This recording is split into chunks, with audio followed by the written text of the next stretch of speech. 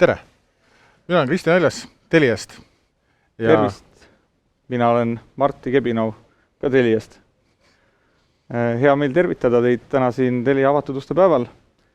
Ja tore näha, et olete kõik kuulama tulnud sellist huvitavat teemat nagu küberturbe baastase. Ja mis see on? Me siis üritame sellest siin järgmise poole tunni jooksul teha teile mingisuguse ülevaate. Lõpus jääb natuke aega ka küsimuste jaoks. Aga miks me sellest siis räägime ja miks on meie arust oluline sellest teile rääkida, on see, et vaatame kõigepealt fakte.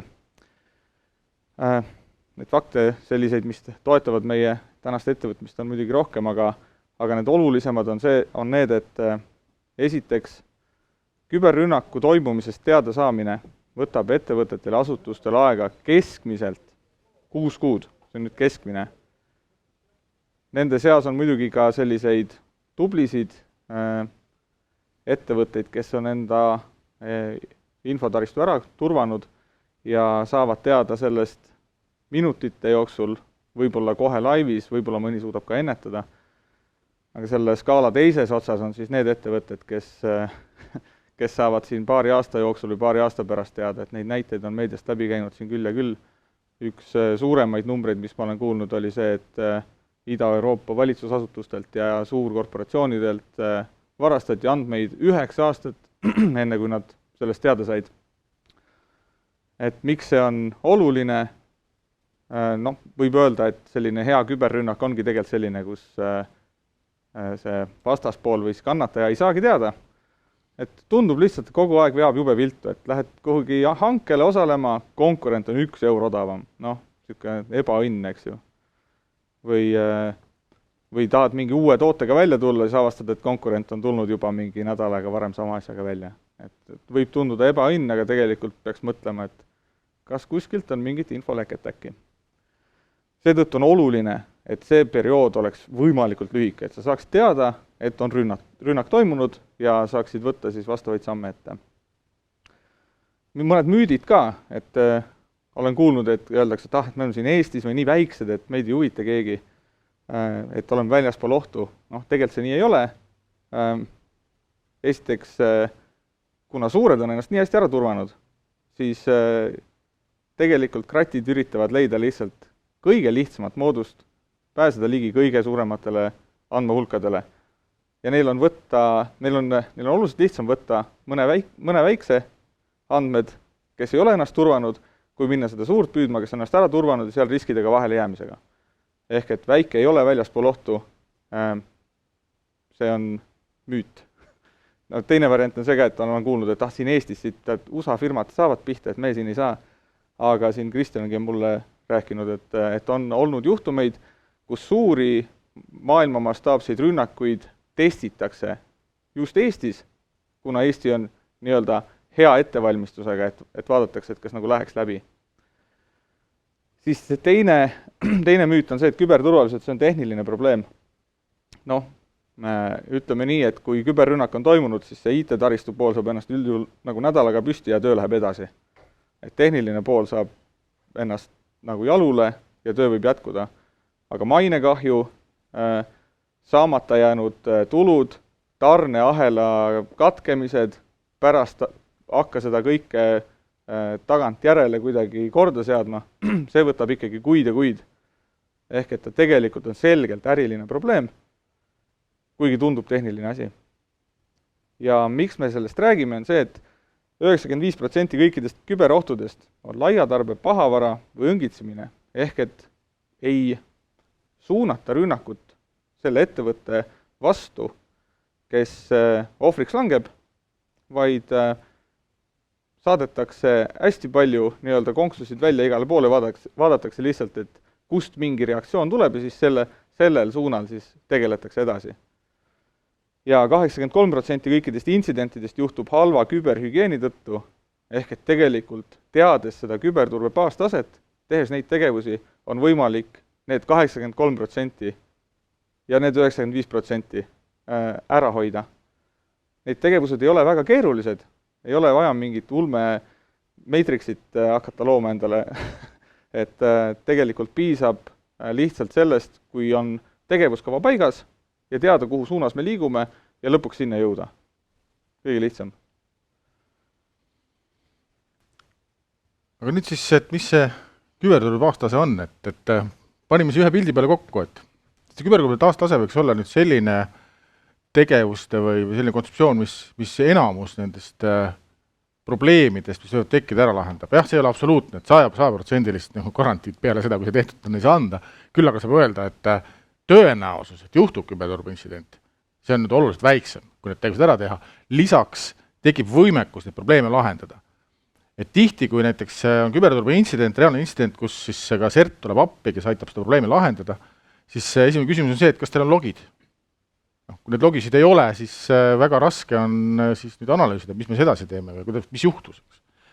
Et see baastase annab siis kõigepealt selle, et ta vähendab tõenäosust, nagu Marti ütles, et üsna suure protsendi, et see juhtub üldse küberturbe intsident, hoiab ära need sellised võib-olla lihtsamad robotite ründed, mida robotid kontrollivad ja üritavad leida turvaauke. Ja samuti, kui see on juhtunud, annab ta tööriista, millega probleemi lahendada. Et ja mis me oleme jaotanud selle niimoodi erinevates tükkideks, sest kasutajate teadlikkus, oluline roll on kasutajate koolitusel ja kokkulepetel mõnes sees, on juurdepääsud, on töökoha seadmete ja tegelikult kõikide seadmete selline tark hankimine ja ka nende hooldamine, haldamine, back-upimine, füüsiline turve, valmisoleku ootamatusteks ja tegelikult ka ülevaade, et oleks näha, te teaksite, mis toimub teie seadmetes, mis toimub teie võrkudes. Et läheksite edasi siis võib-olla kasutajate teadlikkuse juurde ja üks sükene näide, et kus kasutajate teadlikkusse või küberturbe teemad olid hästi palju kokku. Ma käisin suvel hästi palju Hiiumaal. Et nädalavahetusel Hiiumaal ja jälle siis nädala seest tulen siia mandele tagasi ja laeva peale vaatan niisugune esmaspäeva õhtu, enamus on tööinimesed, turiste vähe. Mis seal toimub? Salong on täis helendavaid laptoppe. Kõik seal toimetavad, kes seal täidab mingeid tabeleid, kellel on vaatavad mingisugune RP-s, kes peab videokonverentsi, keegi seal shoppas küll, ostis omal mingeid asju, et inimesed kasutasid seda aega ära, muidugi, veerand on aega, mis ma seal niisama istun. Vahepeal võtad kohvi, jätad see laptopi seal laua peal, lähetad veel kohvi, aga tegelikult see kogu see olukord kubises küberturbe sellistest probleemidest, mida väga suurt osa oleks olnud võimalik ära hoida koolitusega. Mis sealt nagu välja paistis, et esiteks see sama laptop, mis jäetakse lihtsalt laua peale, minnakse kohvi tooma, et keegi võib sealt siis seda, kas sinna panna mingi mälupulga, installeerida midagi, varastada see laptop üldse ära, või ka tegelikult, et saamaks teada kasutajakontosid ja paroole, ei oleks mul rohkem midagi muud vaja teha, aga võtta oma mobiiltelefon ja filmida ühte konkreetset kasutajat. Seda, mis tal on ekraanil ja seda, kuhu ta mis nuppe ta vajutab. Hiljem seda videot vaadates tõenäoliselt ma saaksin tema konto kätte. Aga ma olen nüüd sõna Martile tagasi, et Marti, räägi täpsemalt. Jah, saaks ju neid olukordi ära hoida teatavate vahenditega, ekraanikaitsed, ütleme, vahendid on olemas, lihtsalt inimesed ei tea ja minu arust on väga tore, et nad usaldavad seal raami peal üksteist, aga täpselt piisab ühest kratist ja tegelikult ei tea, kuhu see välja viib. Et kasutajate teadlikkus on kindlasti baastaseme kontseptsioonis üks olulisemaid asju, see, et inimesed teaksid, oleks teadlikud nendest ohtudest, et kui me siin, võib-olla juba hakkame tegelikult ühiskonnana aimama, et kui Nigeeria print saadab kirja, et ma saadan sulle kohe 5 miljardit, sa pead mulle vist 3 tonni saatma, et ma sulle saaks selle saata, et siis hakkab tekkima nagu see mõte, et äkki see ei ole Nigeeria print tegelikult, võib-olla. Aga see ei ole veel kõigile kohale jõudnud. Endiselt klikitakse neid linke. Oluliseks peame siis kasutajate koolitamist, et nad teaksid selline, ütleme see hügieenitase, nagu kõik teavad ju, et nüüd teavad kõik eriti, et kui koju tuleb käsi pesta, eks ju, ja kraavist vett ei joo ja maast leiad võileiva, siis seda ära ei söö, sest hügieeniprobleemid. Samamoodi maast leiad mälupulga. Kuhu paned selle, mis teed sellega? Õige, laptopi, vaatan, mis seal peale. Ei pane. Mälupulgaga ongi see ongi tegelikult nii lihtne, sa paned selle sinna sisse, sa pead rohkem mitte midagi tegema, kui juba on tuksis. Läheb ise käima, kõik toimub iseenesest. Nii et see on ka nagu tegelikult selle kodus töötamise ja arvutite ristkasutamise probleem, et kas lasta siis laps, kes tuleb koolist mälupulgaga ja tahab sõbra tehtud faili arvutis avada, et ütleme nii, et tööarvutis ei tohi, koduarvutis küll. aga et kasutaja peaks teadma, et tööarvutisse neid võõraid mälupulka ei panda.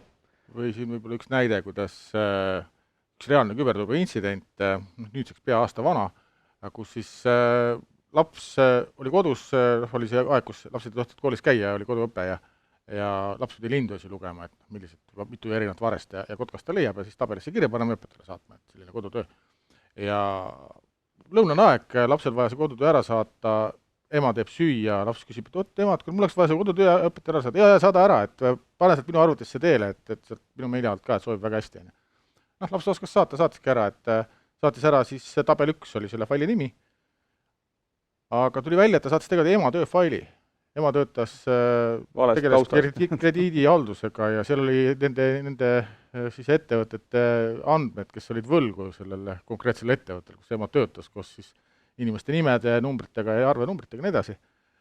Mõlemad failid olid tabel 1, lihtsalt et ema fail oli kuskil dokumentskaustas ja lapse oma oli desktopil.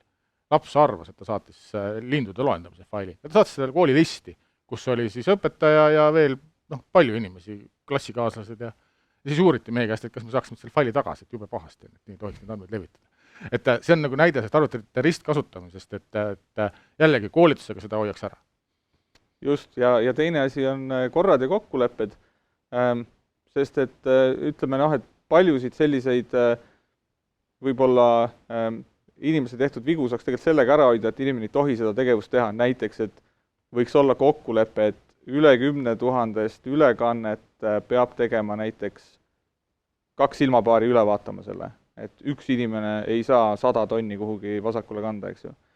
Või siis võiks olla kokkulepe, et kui tuleb arve siis tarnijalt, et kui seal on arvenumber muutunud, et see peaks olema siis näiteks digiallkirjaga enne nagu lepingu lisa või mingisugune lihtsalt nagu kuidagi allkirjastatud, meie arvenumber on nüüd tõesti muutunud, et see ei ole mingi kratt, kes on vahepeal saanud arve kätte, ehk et nagu kokkulepe, et me kanname raha ainult lepingus allkirjastatud kontonumbritele, võõrastele numbritele me raha ei kanna ja kui tuleb arve uue numbriga, siis seda me ära ei maksa, ütleme, et palun vahetage arvenumber arve peal ära.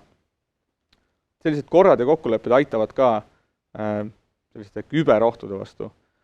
Ja kindlasti infomaterjalid, selles mõttes me oleme selle siin eraldi välja toonud, kuigi see on rohkem sinna korra ja kokkuleppe nagu osa, et tihtipeale on näha, et korrad ja kokkulepped on küll kehtestatud, aga inimesed ei tea neist mitte midagi. Üks näide oli, kus üks ettevõte mõtles, et mälupulgad on probleem, et ostame igale korrusele mälupulgapesuri, et saad kuskilt konverentsilt mälupulga, pistad sinna, tehakse puhtaks ja siis võid kasutada. Aga tulemus oli see, et ükski inimene tegelikult ei teadnud, mis masin see seal nurgas on, sest et ei teavitatud. Ehk et selle peale tasub ka mõelda. Nii, vaatame edasi. Juurdepääsud, niisugune huvitav teema. Paroolid. Oleme ju kõik kuulnud, et ära kasuta sama parooli mitmes kohas ja et parooli tegelikult oleks hea vahetada mingi regulaarsusega, aga neid kontosid on meil ju kümneid, sadu. Ja parool võiks pikk olla, 40 tähemärki võiks vähemalt oleks, jah. Et need võiks iga kuu vähe õppida kõik need 100 parooli. Hea mõte. Palju siin on inimesi, kellel ei ole mitte ühtegi korduvat parooli, mitte kuskil. Kõik on erinevad. Käsi püsti. 1, 2, 3. A teised?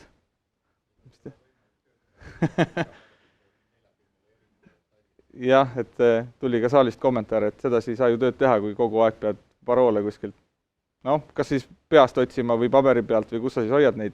Tegelikult soovitame kasutada paroolihaldureid. Päris hea variant, teed endale ühe tugeva parooli, ise tegelikult ei teagi mitte ühtegi oma parooli.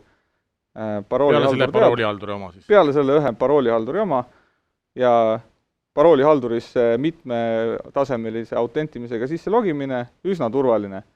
Vähemalt ei juhtu sellist asja, et kui on kevadel refivahetusaeg ja siis näed mingit reklaami, et kui sa siin kohe registreerid, saad poole odavamalt ja hästi kiiresti, ja siis lähed, paned sinna oma kasutaja nime ja parooli hästi kähku sisse ja siis pärast selgub, et keegi sai su e-maili ja parooli teada ja siis logis sinna sisse ja vahetas kõik muud paroolid ära. Hästi hea paroolide korjamise meetod, et kui teil on vaja inimeste paroole korjata, et tehke sait ja paluge neil teha kasutaja nimi parool, paluge neil kasutada oma meiliaadressi selleks kasutaja nimeks, et siis on lihtne, et kui on vaja, saab sinna neid resettimise meile saata, et kui olete paroolist nii edasi ja paluge lihtsalt valida neile parool. Tõenäosus kuskil 20%, et sealt saate need sama meilikontode paroole. jah, mõõdetud. Ehk et jällegi kasutajate koolitamise alla kuulub punkt, et kui sa teed kuhugi imelikku kohta oma konto, no jumala eest ära kasuta mingit oma olemasolevat parooli. Paroolihaldur, jube hea asi, saad isegi panna sealt generate ja saab isegi mõtlema, mida sinna panna. Teeb turvalise parooli ja see kehtib ainult seal. Ei saa ristkasutada. Aga palju teist kasutab paroolihaldurit? Väga hea. Ma ütleks, et kätemeri on tõusutrendis. Iga kord, kui küsime, on paar inimest rohkem. Super, kasutage, jaa. Teine asi on mitmetasemeline autentimine, mis aitab selle vastu, et keegi kuskil kaugel maal ei saa teie konto ehk siis e-maili ja parooliga kuhugi sisse logida, ilma et teile ei tuleks kas telefoni peale mingit notificationit või mingil muul viisil. Et võib-olla paari sõnaga kiirelt, mis asi see mitmetasemeline autentimine on. See on siis see, kus neid tasemeid peab olema rohkem. Üks tase on see, et sa tead midagi. Sa tead oma parooli, meili aadressi, logid sisse. Teine tase on see, et sul on midagi. Näiteks mingi võti, mingi USB pulk, mis peab arvutisse panema, mingi füüsiline ese, näiteks mobiiltelefon või ID-kaart. Sul peab see olema selleks, et sinna sisse saada. Kolmas variant on see, et sa tõestad, et sa oled midagi, näiteks sõrmejälg, silmaiiris. Ja neid tasemeid tegelikult on veel, need kolm on sellised põhilised, aga näiteks ka geograafiline asukoht, et siia infosüsteemi sa ainult sel juhul sisse, kui sa tead oma parooli ja asud vot selles kohas tõendatult maakera punktis. Saad ainult Tallinnas, mujalt ei saa näiteks. Näiteks see sama praami näide nüüd, et kui ma oleks nüüd filminud seda klaviatuuri ja ekraani, siis juhul, kui kasutada MFA-d, siis sellest tegevust ei ole kasu. Sellepärast, et näiteks mulle saadetakse SMS sisse logimisel, et sellesse telefoni, mis on siis seotud kontoga, et kinnita palun. Ja sellisel juhul kogu see minu praami üritus ei oleks õnnestunud. Mõttetu film oleks. Jah, mõttetu film oleks täiesti, eks. Aga kui MFA-d ei ole, siis bingo, ma saan kogu selle info, mis ma filmisin. Just nii, et jah, oluline teema, kuidas me sisse logime, pange vähemalt Gmailil omal isiklikul kontol peale see mitmetasemeline autentimine, sest et see on ju see koht, kus saab resetida kõiki teisi paroole ja te ei taha ju, et keegi seda tegema hakkaks teie eest.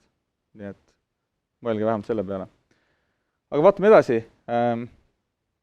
Töökohaseadmed, serverid.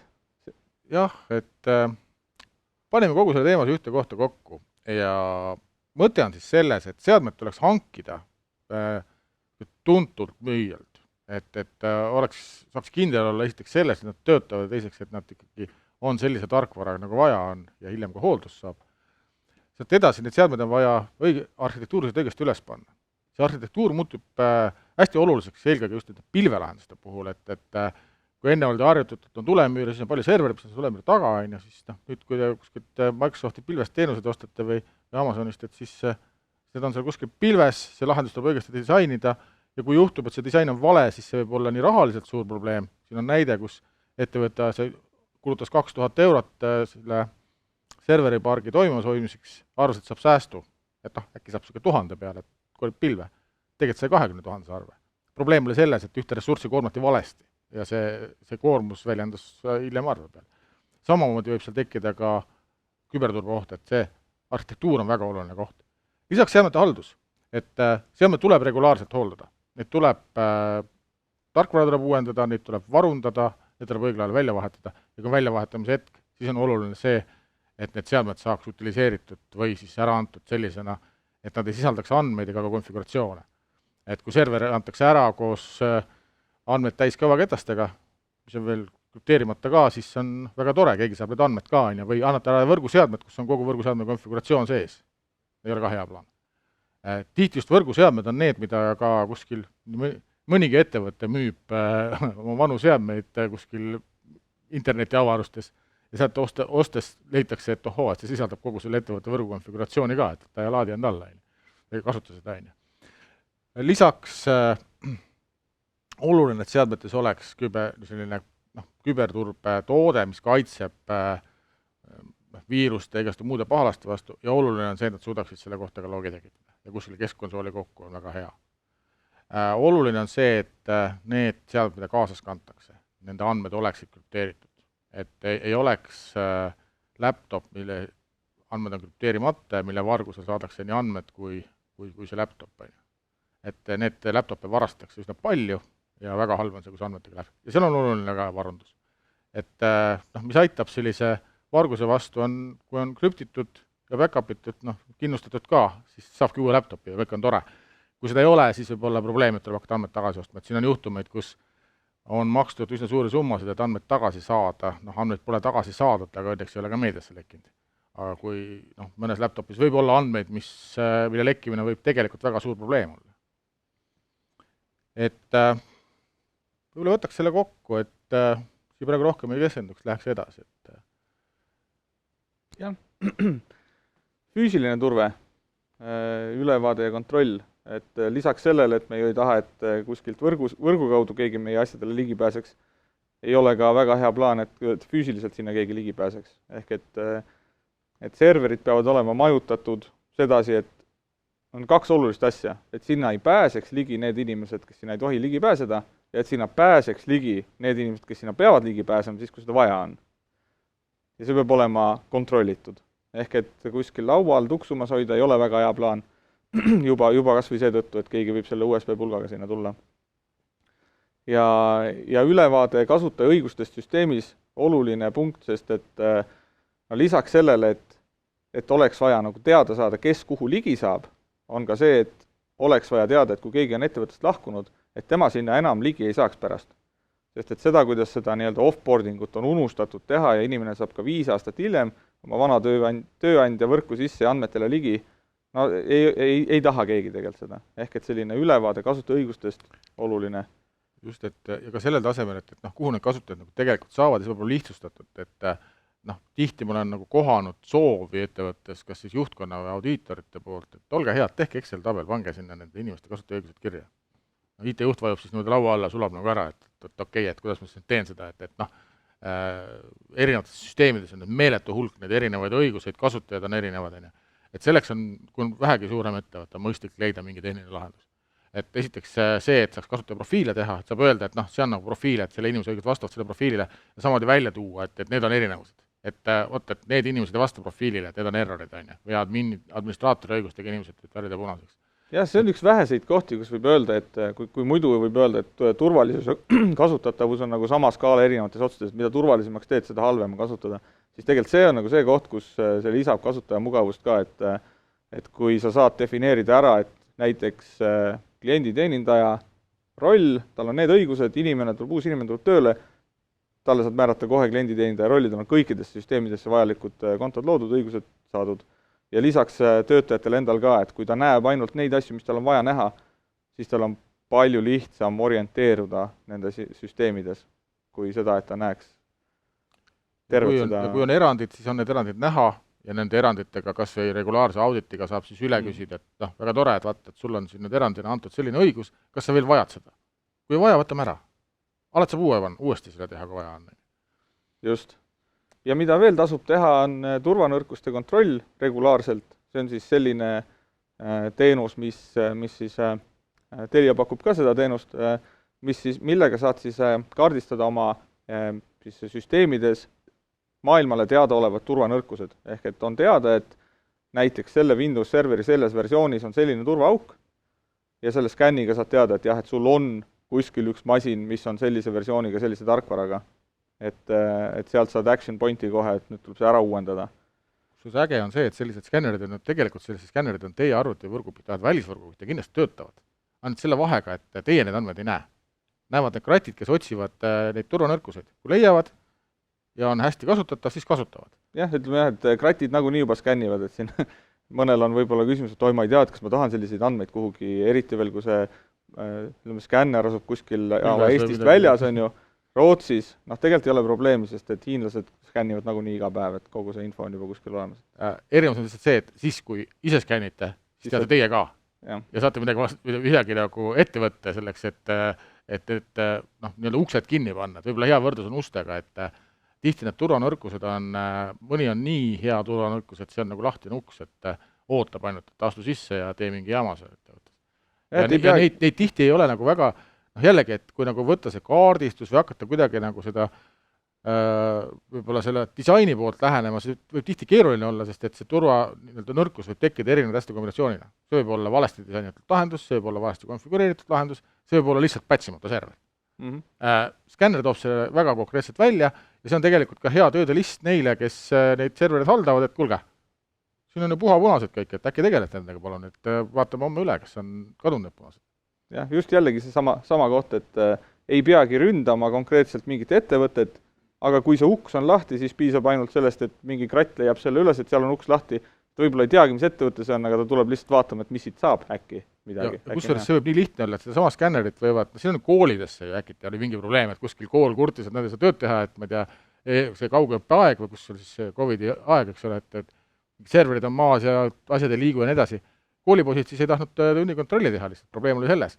Aga koolipoistel ei olnud midagi rohkem vaja, kui internetis alla laadida skänner ja leida siis mingi vidi, mis hiireklikkiga tööle läheb. Tegelikult tehniliselt ja nad aimunud, et teevad, nad teadsid, et nii saab mingi jama korraldada. Jah. Vaatame edasi. Oluline punkt on see, et kui tekib mingi ootamatus, et kas sa tead, mida siis teha? Jah, et võib-olla siin on niisugune testküsimus, et kui teile ettevõttes juhtub küberturbe intsident, tihti, kus need juhtuvad sellisel ajal, kus on IT-meeskond on nagu veidi eemal rohkem, et teadlikult valitakse reede õhtu või laupäeva õhtu ründamiseks. Laupäeva õhtu, kell 8. Saate teada, et teie arvutid ei tööta. Kas teil on kuhu helistada ja öelda, et kuulge, hakkame tegelema? Kui me räägime näiteks krüptoviirusest, krüptoprobleemist, krüptitakse teie arvutid ära, et see on aeg oluline, et mida kiiremini me reageerime, seda kiiremini, seda vähem on kahju ja seda kiiremini suudame olukorda taastada. Ehk siis tavaline klassika on see, et jäetakse asjad seisma, lokaliseeritakse probleem, hakatakse taastama backupist. Kas teil on kuhu helistada laupäeva õhtul kell 8? Kui see vastus on jah, see on väga hea. Kui see vastus on, et ei tea, siis tegelikult on see koht, millele mõelda. Et selline koht võiks olemas olla. Kuhu helistada, kellega suhelda? Teli on üks nendest, kes sellest soovib partner olla, neid ettevõtted on muidugi veel Eestis. Jah. Nii et leidke omale partner ja tegelikult siin on ka see oluline, et tuleb natuke ka töötajaid koolitada selles mõttes, et kui näiteks on mingi poekett, kus järsku tuleb, et kassa hakkab krüptoraha küsima, tahab bitcoine saada, et see kassapidaja siis teaks ka, et see ei ole nüüd see koht, et lahe, teen pildi, panen sotsiaalmeediasse, eks ju, et kuidas siis käituda tegelikult sellises olukorras. No börsiettevõttel oli ju siin tore lugu, kus tootlusettevõte oli. See oli väljaspool Eestit lugu, kus mingisugune seade hakkas teatas, et tõudis ka bitcoine, et ta on ära krüptitud ja mida siis töötaja tegi, et äge värk, tegi pildi pani Facebooki, see börsiettevõte, näete, 1,5% aktsia läks maha sellest. Ja siis naerdi, et see on üks kallimaid pilte, mida seal oleks kandis tehtud. Just, et intsidentide puhul hästi oluline on see, et kuidas toimub kommunikatsioon. Et kui see toimub sedasi, siis on hästi halb, aga kui toimub kuidagi teistpidi, et tuleb börsile teada anda, et meil juhtus, aga mõjud on palju väiksemad, kui seda teha targalt. Ehk et ka selles mõttes peab olema nii-öelda partner, kelle poole, või peab olema tegelikult see inimene teada, kellele teada anda, et see siis kassapidaja teaks ka, kuhu ma helistan nüüd, kui siuke asi on, et ei ole üksi sellega. Et ettevõttes sellised kokkulepped on olulised selles, et kes tegeleb probleemi lahendamisega. Et kui nüüd on tuvastatud küberturbe intsident, siis jällegi näide Eestist, kus suur ettevõte erinevates maakondades osakonnad või tootmised pigem siis, eks.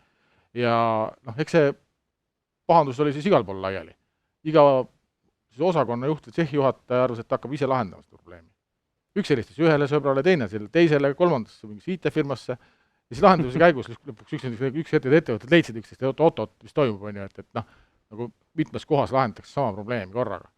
Ja täitsa koordineerimata. Et see ka majas selline kokkulepe, et kui intsident on, kes vastutab lahendamise eest, kes kaasab partnerid ja keda ta kaasab. Et see oleks selge.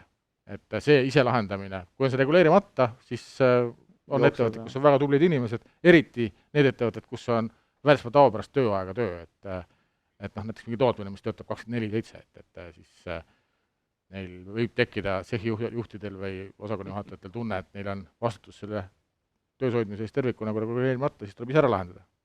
Vaatan, keda ma tunnen. Jah. Ja kokkuvõtteks siis, kuidas edasi minna? jah, et mina ütleks, et kõigepealt on oluline, et ülevaade saada. Nii sellest, mis ettevõttes toimub, vaadata näiteks olukorrale peale ja kasutada ka mingeid vahendeid.